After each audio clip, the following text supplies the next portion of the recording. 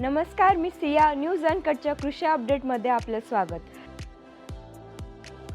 राज्याचे कृषी मंत्री माणिकराव कोकाटे यांचं कार्यालय थाटण्यासाठी पुणे कृषी महाविद्यालयाच्या शताब्दी इमारतीतील 5 ते 6 खोल्या ताब्यात घेऊन तोडफोड नूतनीकरणाचे काम सुरू आहे.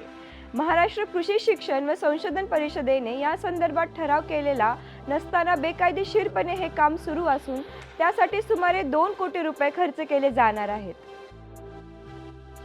जालना कृषी उत्पन्न बाजार समितीत कैरीची आवक कमी असूनही मालाला योग्य दर मिळत नाही. सध्या 35 ते 40 रुपये किलोने कैरीची विक्री होत असल्यामुळे कैरी उत्पादक शेतकरी चिंतेत पडलेत. 10 ते 15 दिवसाअगोदर जालना कृषी उत्पन्न बाजार समितीत 70 ते 100 रुपये प्रति किलोने कैरीची विक्री होत होती. मात्र आता आवक कमी असून सुद्धा कैरीचे भाव अचानक पडल्याचे दिसून येत आहे.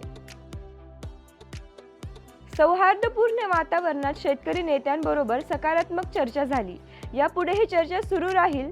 पुढील बैठक 4 मे रोजी होईल, अशी माहिती केंद्रीय कृषी मंत्री शिवराज सिंग चौहान यांनी दिली.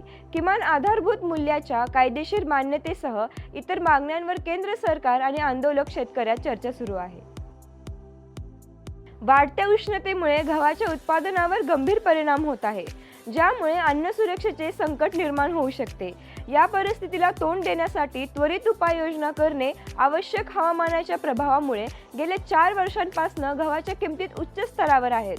तसेच 125 वर्षात या वर्षीचे फेब्रुवारीचे सरासरी तापमान सर्वाधिक नोंदवले गेले आहे.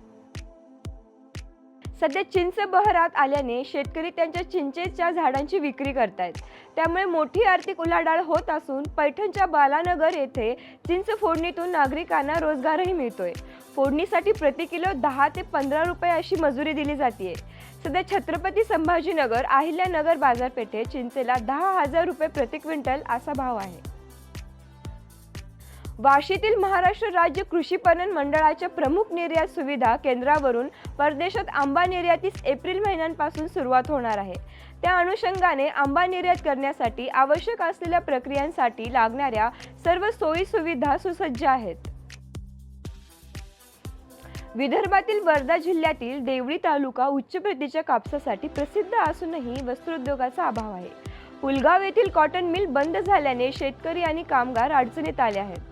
कापसावर प्रक्रिया करणारे उद्योग सुरू करण्यासाठी मागणी वाढत आहे, ज्यामुळे शेतकऱ्यांना योग्य दर मिळेल आणि स्थानिकांना रोजगार उपलब्ध होईल. महायुती सरकारचा पहिला अर्थसंकल्प आज सादर करण्यात आला. अर्थमंत्री म्हणून अजित पवार यांनी 11वा अर्थसंकल्प सादर केला. उपमुख्यमंत्री अजित पवार यांनी आज शेतकऱ्यांसाठी मोठ्या घोषणा केल्या आहेत. राज्यातील शेतकऱ्यांसाठी 9,710 कोटी रुपयांची तरतूद करण्यात आली आहे. या बातमीसह कृषी अपडेटमध्ये इथेच थांबूयात. पाहत रहा न्यूज अनकट.